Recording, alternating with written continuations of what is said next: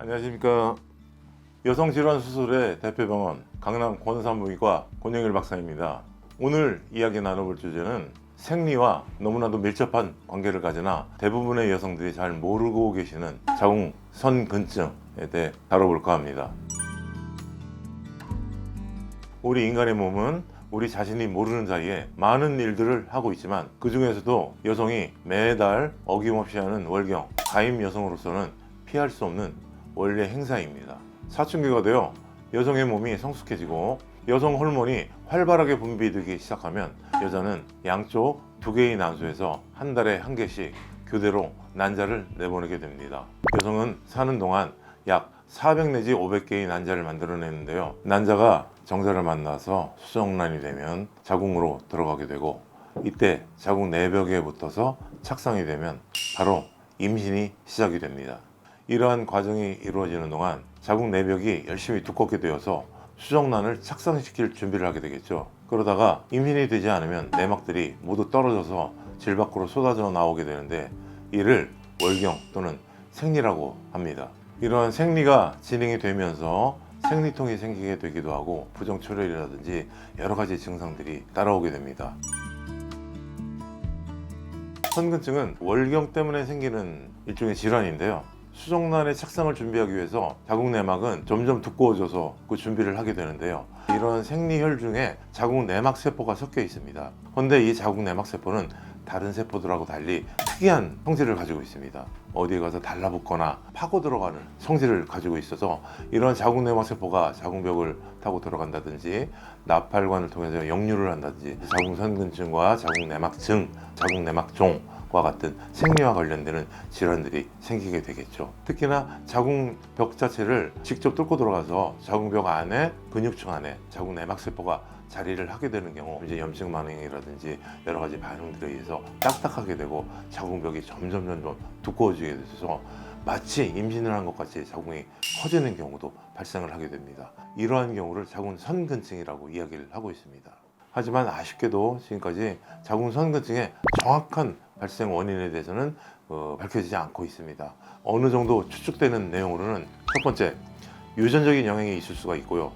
두 번째, 혈액이나 임파선을 통해 자궁 내막 세포가 자궁 근육층으로 전이가 되어 때로는 이 내막 세포가 자궁 근육층으로 직접 파고들어서 생기는 경우가 있습니다. 선근증은 여성의 몸에 끼치는 영향이 매우 커서 증상이 심할수록 여성의 삶의 질이 극도로 악화가 되는 원인이 되므로, 이 증상이 의심이 되고 초기에 발생이 된다면 처음부터 적극적으로 치료를 하는 것이 삶의 질의 향상에 도움이 될 것 같습니다. 첫 번째가 생리통입니다. 생리통이 심하신 분들은 직장에 출근도 하지 못할 만큼 통증이 심하고 어떤 경우에는 기절을 하게 되기까지 합니다. 골반통과 함께 동반을 하며 진통제를 드셔도 진통제가 듣지 않는 그런 분들도 많이 계십니다. 더불어 밑이 빠지는 듯한 느낌과 하복부가 조여오는 고통과 뻐근함, 회음부의 통증 등이 동시에 발생하기도 합니다. 두 번째가 생리과다입니다. 생리가 시작하고 둘째나 셋째 날에는 생리대 대형 하나가 한두 시간도 안 돼 모두 젖어버리거나 과다 출혈에 따른 빈혈, 쇼크까지 동반되어 일상생활이 어려운 경우가 발생을 하기도 합니다. 세 번째로 부정출혈입니다. 생리가 일주일 이상 오래 지속되거나 생리와 생리 간격 사이에 출혈이 있어 잔혈이 계속 나오거나 하는 경우를 이야기할 수 있겠죠. 또한 이 선근증과 동시에 올 수 있는 합병증 또한 꽤 간과할 수가 없는데요. 자궁이 점점 커지고 그 무게가 증가하면서 자궁을 지지해주던 주변 근육과 힘줄들이 약해지게 되고, 이로 인해 요식음이 오게 되고, 그로 인해 방광염이나 빈뇨, 잔뇨 등이 생기거나 질의 탄력을 떨어뜨릴 수가 있습니다. 뿐만 아니라 수정란이 착상이 어려워져서 난임을 겪기도 합니다. 저희 병원을 찾으시는 분들 중에는 선근증으로 평생을 고생하신 것도 모자라 임신까지 어렵게 되어 고통을 호소하는 분들이 많이 계십니다. 조기에 치료를 하셨으면 좋았을 텐데 안타까운 경우를 종종 보기도 합니다. 선근증을 조기에 발견할 경우에는 가장 소극적인 치료로도 어느 정도 상태를 호전시키고 예방을 해볼 수가 있습니다. 성관계가 없는 학생의 경우에는 피임약을 통해, 성관계가 있었던 성인의 경우에는 자궁내 장치나 호르몬 조절을 통하여 월경을 조절해 선근증을 컨트롤 해볼 수가 있겠죠. 하지만 안타깝게도 대부분의 분들이 생리의 증상이나 생리 과다가 있나 보다 하시면서 진통제로 버티시면서 많은 세월을 보내시기 때문에 증상이 많이 악화된 상태로 산부인과를 내원하셔서 처음으로 선근증이라는 진단을 받고 당황하시는 경우를 많이 볼 수가 있습니다. 이 선근증을 완전하게 예방을 한다는 것은 아직까지는 어렵지만 암일 확률은 거의 없고 치료 방법이 다양하게 있으므로 너무 걱정하지 않으셔도 됩니다. 특히 저 권영일 박사가 확실하게 해결해 드리겠습니다. 우선적이고 소극적인 방법으로는 약물 치료가 있습니다. 생리통이 너무 심할 때는 진통제는 정말로 가장 기본적으로 처방할 수 있는 임시 방편입니다. 다른 방법으로는 호르몬제를 이용해서 월경 기간이나 양을 조절하고 생리량을 줄이거나 멈추게 하여 치료해보는 방법도 있습니다. 어느 정도 완화를 시킬 수는 있겠지만 근본적인 치료 방법이라고 보기에는 어려운 점이 있습니다.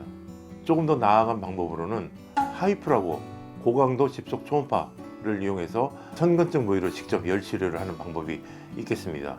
선근증의 진행 속도를 늦춰놓은 방법도 있고 증상을 약화시키는 방법도 있어서 호르몬제보다는 훨씬 강력한 치료 방법이지만 이 또한 근본적인 해결책이라고 보기는 어렵습니다. 마지막으로 가장 적극적인 방법이 수술인데요. 바로 자궁 전체를 드러내는 자궁 적출입니다. 대학병원을 비롯해 많은 의사분들이 아직까지도 선근증이 심한 경우 혹은 선근증 환자 중에 아이를 이미 출산하시고 연령이 있으신 경우 이제 뭐 아기도 다 낳고 필요가 없으니까 자궁 그냥 없애버리시죠 하고 자궁 적출을 쉽게 권유하는 경우를 많이 보았습니다. 저는 이에 대해 매우 배타적인 입장입니다. 이전 유튜브 내용에서 다뤘듯이 자궁 적출은 하지로 통하는 많은 혈관이 끊기거나 수술 후 방광이나 장기 등이 내려와 일어나게 되는 요실금 혹은 방광 탈출증, 질 탈출증, 장기간의 유착, 또한 조기 폐경 등 많은 합병증을 유발을 하게 됩니다. 자궁에 질환이 생겼다고 자궁 전체를 없애버리는 것은 권하지 않습니다. 저희 강남 권산부인과에서는 최첨단 기술의 로봇 수술을 통해 선근증의 치료를 확실히 해드리고 있습니다. 오랫동안 자궁에부터 딱딱해지고 변형된 선근증 부분만 정교하게 제거하여 다시는 선근증으로 인해 힘들게 지내시지 않도록 자궁을 보존하며 삶의 질을 올려드리고 있습니다. 저 권영일 박사는 지금도 선근증으로 인해 무분별한 자궁 적출을 막기 위해 로봇을 이용한 자궁 선근증 제거술에 대해 많은 학회에서 발표를 하며 알리려고 노력하고 있습니다. 앞으로도 치료 방법을 더 연구하고 자궁을 보존하는 수술적 방법을 훨씬 더 업그레이드 시켜 여러분들의 삶의 질을 향상시켜 드리겠습니다. 선근증으로 삶이 힘드신 여러분들, 저희 강남 권산부인과로 오세요. 저 권영일 박사가 선근증이라는 단어를 잊고 사실 수 있도록 최선을 다해 치료해 드리겠습니다. 시청해 주셔서 감사드립니다. 좋은 하루 되세요. 안녕하세요. 강남 권산부인과 권영일 박사입니다. 오늘은 지난번에 이어서 자궁 선근증에 대해서 보강할 사항이 있어서 다시 한번 이제 말씀드리게 됐습니다.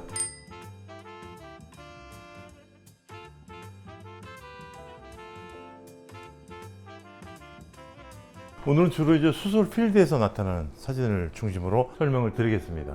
이게 자궁 선근증이 있던 환자의 수술 전 MRI 사진입니다. 꼬리뼈가 보이고 있고 이 자체가 자궁이고 이 안에 하얗게 보이는 게 자궁 내막입니다. 이 앞쪽 벽에 비해서 이 뒤쪽 벽이 굉장히 두꺼워져 있겠죠. 이 머리 부분이 굉장히 두꺼워진 부분이 바로 이 부분이거든요. 자궁 선근증을 나타내는 겁니다. 그래서 굉장히 단단하거든요. 잘 이제 박리도 안 되고 그런 부분을 이제 로봇 수술을 이용해 가지고 선근증이 있는 부위만 다 골라서 제거를 하는 겁니다. 그러니까 MRI 사진을 보고 보면 이 부위를 이렇게 제거를 하게 되겠죠. 이 부위도 이렇게 제거를 하게 되고 자궁 내막만 이렇게 남겨서 바깥에 정상 부위를 갖다 붙이게 되면 정상 모양으로 돌아가는 그 부분을 간략하게 사진을 통해서 볼 수가 있습니다. 다 제거하고 남은 부분을 위에 이제 유착 방지제를 뿌려주는 그런 영상이 되겠습니다.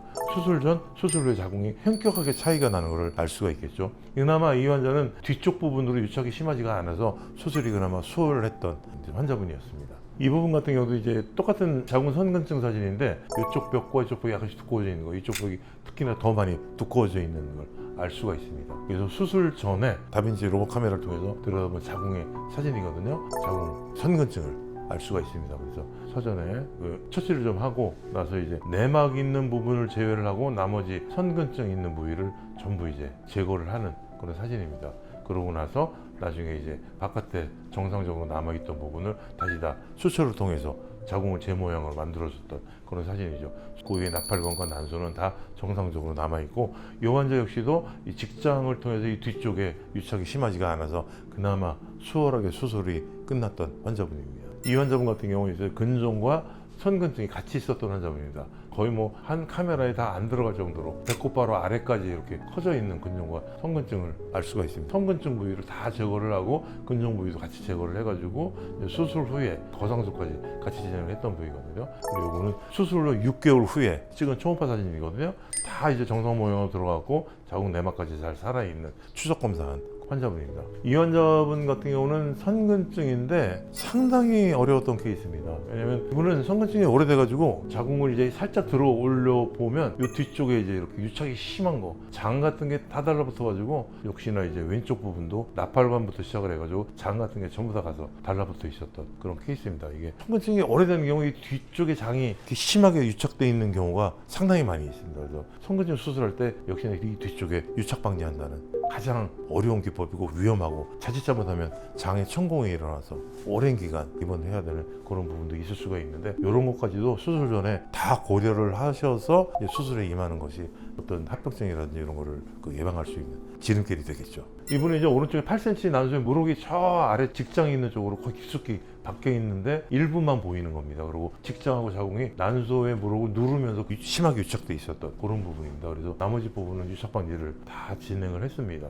이 부분은 너무 단단해가지고 유착 방지가 좀 힘들었던 이 부분 남겨놓고 오른쪽 난소에 무록이 있던 것도 없앴고 이제 나팔관의 끝이 보이고 있는 사진입니다. 선근증의 수술 과정을 몇 가지 예로 들어서 설명을 드렸습니다.